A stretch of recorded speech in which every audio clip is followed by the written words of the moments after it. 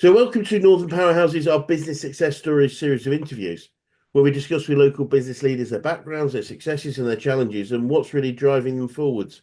This afternoon, I'm delighted to have with us Richard Hill, who's owner and managing director at RH Digital. So, firstly, Richard, thank you for spending a bit of time with us. And if you'd like to introduce yourself and RH Digital to the audience, what you do, how you help people, that would be great. Yeah, so I'm Richard. RH Digital is the company that I own and run. It's a design consultancy service and it focuses on user experience design, generally aimed at tech startups and SaaS founders at the beginning of their journeys. Wonderful, wonderful. So anyone that might be watching, what would make a perfect client, the sort of great clients for you, who gets best value from you and your services? Yeah, so a perfect client would be someone that is literally trying to understand where they want to go in their journey. And that might be from a technical standpoint. They may have ideas around what they want to achieve, but their problems may be that they don't know how to achieve them, Right, mainly in a digital space. And that's where I come in to try and aid and guide that conversation for them to have more of a clear vision and understanding of where they can go brilliant, uh, with their design or their company brilliant, insight. brilliant.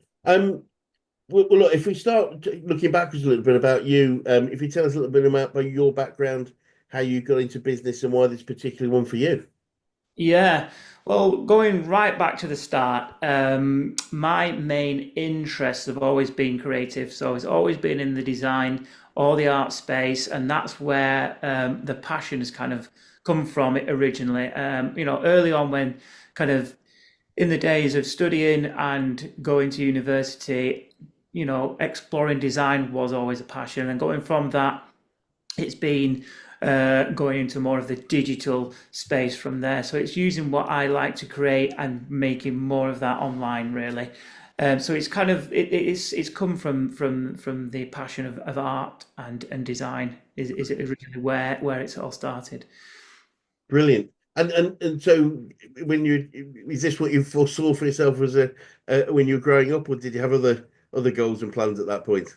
Well, I think early on I wasn't sure what I wanted to do, which is the reason I went to explore those options at college and university to understand where the creative space lies and what the opportunities led for me, which helped me kind of get into more of the digital media Right. and understand how that form of communication works and what job opportunities led in that area, and that's how I kind of went more down the route I'm in now, where it's more kind of creating apps and websites and SaaS platforms, mainly to kind of anything visual. The language around what I create has always been a passion of mine, and it's always ongoing, always learning, always evolving and adapting. So yeah, that's why I like to do what I do still today. Brilliant, brilliant. And looking backwards about, from where you've come from, what are some of the biggest issues you've had to overcome as you've grown and developed the business? Yeah, so I guess the whole start of it was from being employed within an agency, and then a situation changed, and it led me to do my own thing for a short term. And I think what happened there was the mindset around not being employed kind of changed a little bit. I myself made this a temporary measure, but I was doing something just on a temporary basis. So this isn't going to last forever. I'm going to do this for now. I'm going to see where it goes. And because of that, those small steps that I employed in my mind, it kind of helped me to kind of continue and continue. Brilliant. And therefore, by the end of year one, it was still always, oh, it's just a temporary thing, but you just didn't really foresee it to be anything more than that. And I guess the main thing is just to enjoy what I was doing and involving it in that way, and not having too huge expectations, just enjoying where it took me. So that was definitely, Wonderful. yeah. Just just see where things go. So what would you say you've learned about running and growing a business? A lot of the things, I guess when you're employed, you're all about the skill set, and when you're not, when you're kind of self-employed, it's more than just the skill set. It's more about, okay, what does this mean in terms of a commercial piece of work now? Not just a piece of work. If we're going to do this, it's got to it's got to basically be of a profit. You know, you have to start thinking in those terms. Enjoy what you do and make sure you're adding value to the client, but ultimately making sure that there's money to be made in it as well. That's the clear thing I learned when starting something for myself. Was that, yeah. That makes a lot of, yeah, it makes a lot of sense. Absolutely. And Richard, you're probably aware we're a business coaching organization. So I'm keen to know who the best coaches you've worked with, whether that's business, sport, life in general. Who's had the biggest influence on you? Yeah, I mean, when you're kind of starting out, everyone's a coach, everyone's an influencer, and you speak to everyone around you. Yep. Whether you decide to take on that advice or not in chunks is down to the way you perceive things, I guess. But yeah, only till recent times, I did decide to kind of use a kind of a mentor to help me with my business. And that was just to have gleaned some insight on what I was doing and where I was going and what fundamental things I may have been missing. There were a few things that were missing, and it was generally around acquisition, and trying to get something working quite clearly there that hasn't been working for a while.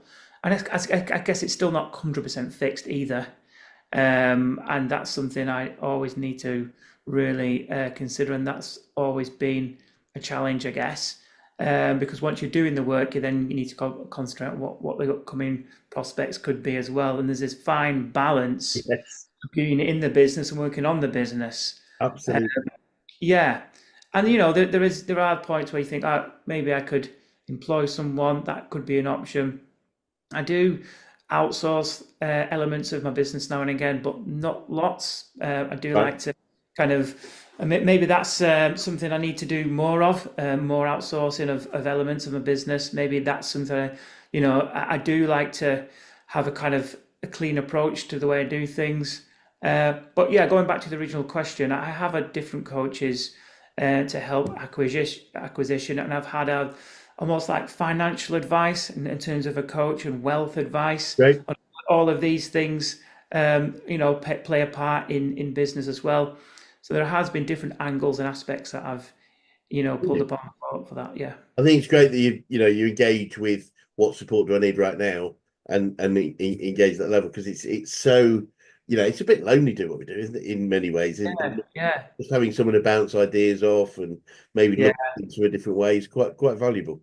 Yeah, absolutely. And also, when you're, when you're having those conversations in companies, it's always been about the company and what their goals are. When people are talking to you about what your goals are and where you want to achieve and how you can improve things, it suddenly becomes a little bit more, interesting for you personally, because that's where, your interests lie.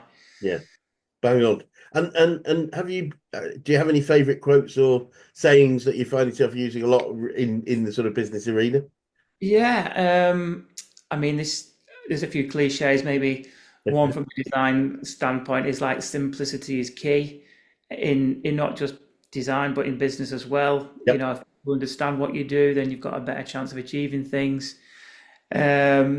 Also, like fail forward. Sometimes it's a bad thing to fail, but if you kind of believe it as a good thing, a learning point of view, then it's just a milestone in what you're trying to achieve, not negative aspect. Um, and yeah, another one might have been um, fail to plan to fail. You don't think about what you're going to do, then you maybe not achieve what you want to do. So there's those elements to think about. Absolutely. No, I think I absolutely agree. I remember our founder, a guy called Brad Triggers, who is a very, very successful guy. And I remember him telling me a long time ago, and he said, Chris, I believe I'm as successful as I am because I've made more mistakes than anybody else I know. Not Yeah, not despite it. It was that willingness to try stuff that might not work. I think yeah. that is so key. Yeah, being brave about putting something out there that you may think could affect you or have a negative impact, and but being bold enough to say, do you know what, if it is bad, then let's see what happens, give it a try, and not having the fear of not failing is, I think, an element to help you move out of your comfort zone. Yeah, Absolutely. That's where all the magic happens. Ultimately, is outside your comfort zone, isn't it? Rather than in it. Yeah. And so that's okay. And I mean, do you have any favorite books about business or successful personal development that you would recommend? Um, I have read the books, The Psychology of Money. I can't Yep. remember who it's by, but that's an interesting one. And it's all about perception, what people perceive as being successful. Yep. Great. Very interesting ideas around what that looks like. Again, related to business, which is one of the reasons I read that. Um, I've also got an interest in property, so I've read Simon Zutchi's Property Magic. Hello, Simon. Yeah. Yeah. Great. That's an Great. interesting read as well. Yeah, and they all have their levels of influence and very interesting to read around and outside of what you do. Yeah, when we were talking earlier, I was thinking of you were talking about that challenge, and I think Mike of winning business and then having to deliver it, and I think Michael Gerber talks really well about the fact that it's like a seesaw. We get we go and get customers, and then we've got to keep customers by delivering, and then Yeah, we run out of work, so we've got to go over here, and it's trying to yeah, make two wheels work together yeah. so And that if you can have that kind of harmony of things happening and moving forwards all at once, that machine moving, I think that's a great place to be. And it's not always the case, I would admit, for me either. It, it's a difficult thing to do because we often are focused on having a important project to do. We focus on that, and that's understandable. I think one of the things that we found help people a lot is allocating a certain amount of time every week to the future business development, and say Yeah, even if I'm in the middle of a project, I'll still allocate 3 or 4 hours a week to send some letters out, make some calls, do some yeah, blog posts, whatever it is that is our key marketing strategies. And if we're able to do that and keep that wheel turning, then there's a reasonable chance that the next client and project may be coming so, to the yeah, fore. Uh, yeah, it's a difficult discipline though, because it's like, especially when the customers are like banging on the door wanting things to happen. It's not the easiest thing to keep. yeah, yeah.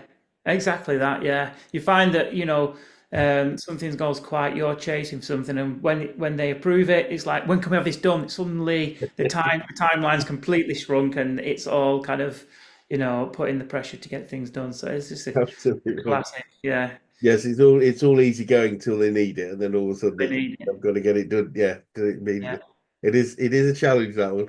Um, and I mean, keen to know, Richard, what you've learned about yourself through your journey so far. Yeah. Yeah. I mean, every time I kind of interact with a new client, they have their own challenges, and in turn gives me my challenges. I always say that a client's your success is my success. If I'm doing Right. well in what I'm doing, then you're going to be doing well, and that's my mission to do well for you because it affects me. And I think I learn a lot with that. Every conversation I have, I see as an opportunity to either grow something, develop a relationship, Right. or how's a new direction or a path. Right. So I learn a lot on the job, and I learn a lot around the job as well. And I kind of watch and read a lot of things to help that growth as well. But like you say, speaking to external resources and people around you, when they've got an invested interest in you, say as a coach, that's always insightful as well, and I enjoy that. Brilliant. Brilliant. And looking forward, what does the future look like for you guys, and what challenges do you think you might face, if any? Um, there's always challenges, I guess. I mean, new business is always a challenge, trying to kind of retain and find clients. It's it's an accepted criteria when you do what you do. Yeah. There are times where you do. I'll use the word pivot or around on areas and see what goes on. Negotiation has always been a learning curve. Yeah. Negotiating with people. Um, and then I think self development is always a challenge. Keeping a strict time scale or border between work life balance is always a critical measure Yeah. for me for success. Yes. And I always say that I do what I do because I enjoy the flexibility and freedom in what Yeah. I do and how we do it. I think that's important to me as well because we can get lost in just doing what we're doing and forgetting to look around and realize what we're here for, to enjoy ourselves and to make sure that we breathe a little bit and look around and what we're doing. So Bang I, on. th- I think having that is also key Bang to on. as well. Yeah. I mean, it is really key. Is and I think we talk about COVID and lockdown and various things. I think that taught a lot of us that there are things more important than just doing the next bit of work Yeah. or just that next stage. That Yeah. life living is really Yeah. important to us. I think you've always got to ask yourself why around what you do. Why do you do what you do? Well, I enjoy it. That's one.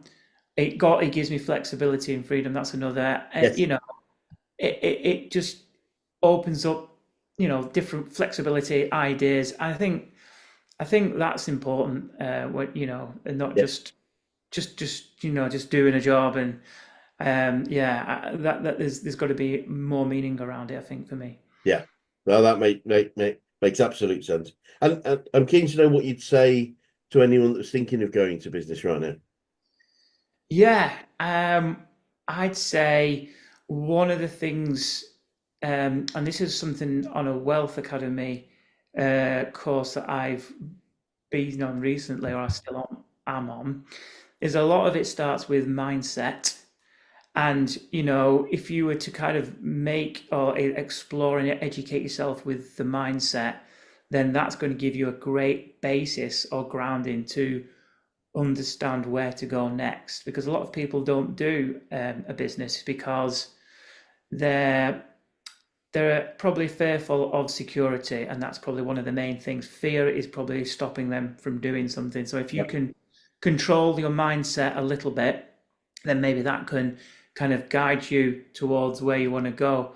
And yeah, like I said right from the start, I always said, "Oh, this is just temporary." Now that's kind of a mindset there, just saying this is just a temporary thing. I'm just allowing myself to explore this for a short-term period, of yeah. which then kind of gathers and moves forward in a way that allows me to go forward again. But yeah, in terms of the future and things like that, I've never had a real desire to kind of grow really big. I've always liked to stay quite nimble and small because it keeps things deadlines kind of are quick. I can get things done. That's one of my almost unique selling products is the fact that people may come to me for a design project because it will get done to a high standard. Yeah, It doesn't have to go through the red tape to get the end result. yeah, With years of experience, people want to know that there's confidence, clear communication. They're the things that I, promise to deliver. So yeah. brilliant, brilliant. And if you started a business again, is there anything significant you do different, do you think? Um, it's a tricky one. I think investing in technology, the best technology early on would be key. I think I've been hesitant to do that. Yeah, Maybe investing in my own education earlier would have been something I would do okay. again. Now I have done it, but at the time you're kind of hesitant to kind of do anything because you're very aware of what things cost, but then you're not quite sure of the benefits.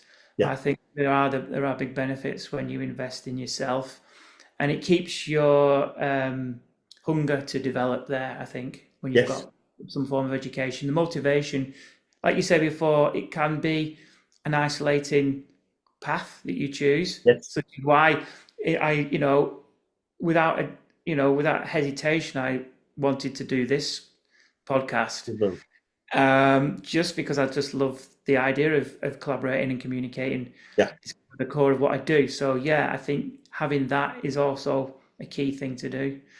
So yeah, just being open-minded right from the start is what I'd say. brilliant, brilliant. And finally, what would be the best advice you can give an 18-year-old you if you go back in time and do that? Um, I'd say just try stuff, just go out and try stuff, and the fear of failing is only it's just a mindset shift that you need to get around. I think people are afraid to fail at the start, but I think it's fine. Um, try things, be open-minded, and yeah, give things a go. And if it's not the right thing, you can always change it because you're young enough to do so. Brilliant. Brilliant. Very sound advice. Very, very sound advice.